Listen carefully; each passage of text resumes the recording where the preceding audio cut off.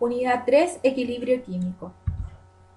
Bueno, para hablar sobre las condiciones que tienen que existir en un sistema para que exista equilibrio químico, están las siguientes. Primero, que el estado logre un equilibrio tanto térmico, también material y mecánico a la vez.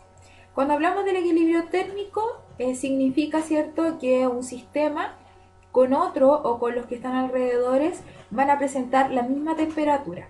Por ejemplo, si tenemos un sistema A, B y C, la temperatura de A tiene que ser igual a la temperatura de B y la temperatura de B tendría que ser igual a la temperatura de C. Por lo tanto, la temperatura de A también va a ser igual a la de C. En este caso hablábamos de lo que se denominaba como ley cero de la termodinámica. También, para que exista un equilibrio termodinámico, tiene que existir un equilibrio mecánico, es decir, que las fuerzas que actúan sobre el sistema y las existentes en su interior deben estar en equilibrio mecánico. Esta es una propiedad intensiva que va a mantener constante también la presión. Por otro lado, debe existir equilibrio material, lo que significa es que no se debe observar un cambio neto en las propiedades macroscópicas del sistema. Por lo tanto, va a existir igual potencial químico y la variación de energía libre de Gibbs será igual a cero.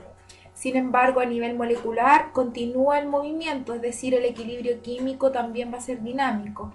Puede ser en fase, sólido, líquido, gas o también químico en cuanto a lo que son las reacciones químicas. Por otro lado, podemos hablar de las reacciones que van a ser irreversibles, reversibles, directas e inversas. Por ejemplo, una reacción es irreversible cuando los reactivos solo forman los productos. Es decir, los productos no van a poder volver a formar los reactivos. Es por eso el sentido de la flecha. En el caso de las reacciones reversibles, significa que los reactivos, si bien pueden reaccionar y formar los productos también pueden formar lo que van a ser los reactivos. Eso quiere decir que la reacción puede ir en ambos sentidos. ¿Qué significa que una reacción sea directa? Bueno, cuando una reacción es directa va a estar favorecida la formación de productos, es decir, que reaccionen los reactivos para la formación de productos.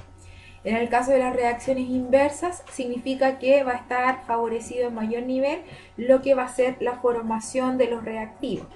Por lo tanto, una reacción irreversible ocurre en forma espontánea hacia los productos, teniendo un sentido preferentemente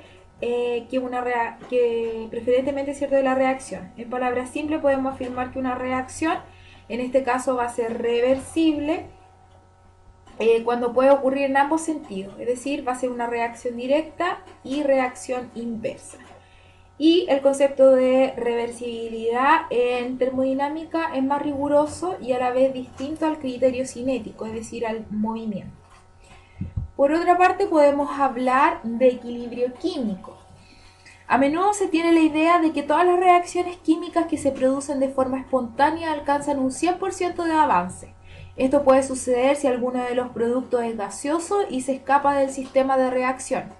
Sin embargo, si la reacción se realiza en un sistema cerrado y es reversible, no se consigue la transformación total de los reactivos en productos. Por lo tanto, una fracción de reactivos reaccionará y tanto reactivos como productos tendrán que tender, ¿cierto?, a alcanzar una concentración constante en el equilibrio químico.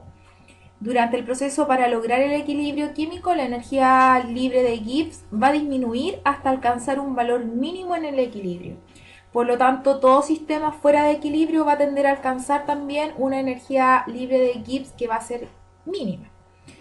En el caso del equilibrio químico es molecularmente un equilibrio dinámico, eso quiere decir que también va a existir movimiento. Desde una perspectiva cinética, es decir, de movimiento, la velocidad de reacción directa es igual a la velocidad de reacción inversa en el caso de aquellas reacciones que son de tipo reversible. Desde la perspectiva termodinámica no se observa cambio macroscópico neto, aunque a nivel microscópico va a continuar la acción. En el caso del equilibrio va a ser independiente de la reacción desde la cual se va a alcanzar. Una vez que se consigue, las concentraciones de reactivos y productos van a permanecer constantes, siempre que la temperatura también se mantenga constante. Es por esto que tenemos aquí un sistema, ¿cierto? Con diferentes reacciones, y vamos a ir viendo las que van a ser reacciones que van a estar, por ejemplo, en un sistema cerrado, otra en que vamos a encontrar la variación de la temperatura y otra que vamos a encontrar liberación, por ejemplo, de calor. En el caso de las primeras tenemos acá un sistema que está cerrado, ¿cierto? A baja temperatura. Se detiene un gas, se va a tener, ¿cierto?, dentro de este un gas incoloro denominado tetróxido de dinitrógeno, que va a corresponder a un dímero del dinitrógeno, es decir, que tenemos dos átomos de nitrógeno. En este caso, si la temperatura comienza a aumentar, se va a detectar un cambio en el color anaranjado, indicando que esta se va a producir la formación, ¿cierto?, de dióxido de nitrógeno. En este caso lo tenemos acá. A medida que se pone más amarillo, se va a ir favoreciendo la reacción. Acá, por ejemplo, podemos ver que a una temperatura intermedia se logra el equilibrio, por lo que no habrá cambios en el color. Las velocidades de formación y disociación se igualan. En este momento, las concentraciones, tanto de macroscópicas, ¿cierto?, de las sustancias que permanecen constantes, van a hacer aparentemente que la reacción se detenga. Por lo tanto, aquí tenemos diferentes tipos de reacciones donde vamos a ir viendo a bajas temperaturas, a un aumento de temperatura, y en este caso que va a estar en una temperatura intermedia. Por lo tanto, aquí sí va a lograr el equilibrio. Debemos recordar que los procesos reversibles desde el punto de vista termodinámico son aquellos en los que es posible retornar al estado inicial desde el estado final por el mismo camino. En los procesos reversibles se parte de un estado en equilibrio y todos los estados intermedios y el estado final son estados de equilibrio. Un proceso reversible se puede describir como una sucesión de infinitos estados de equilibrio. Entonces acá, por ejemplo, tenemos el tetróxido de dinitrógeno. En este caso estamos viendo una reacción que va a ser de tipo irreversible, en la cual este tetróxido de dinitrógeno va a formar dióxido de nitrógeno, pero no puede volver al estado inicial.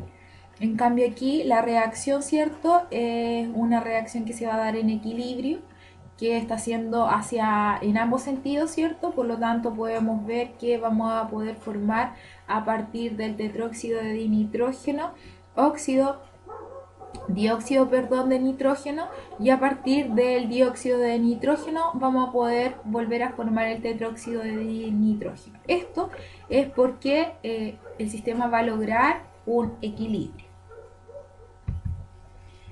Bueno, como hablamos de equilibrio, también tenemos que determinar cómo se va a determinar en una reacción química las constantes de equilibrio. Cuando hablamos de la constante de equilibrio, vamos a ver la diferencia, ¿cierto?, o los cocientes entre, por ejemplo, las concentraciones de diferentes compuestos que están en equilibrio, dividido por las concentraciones de estos otros compuestos.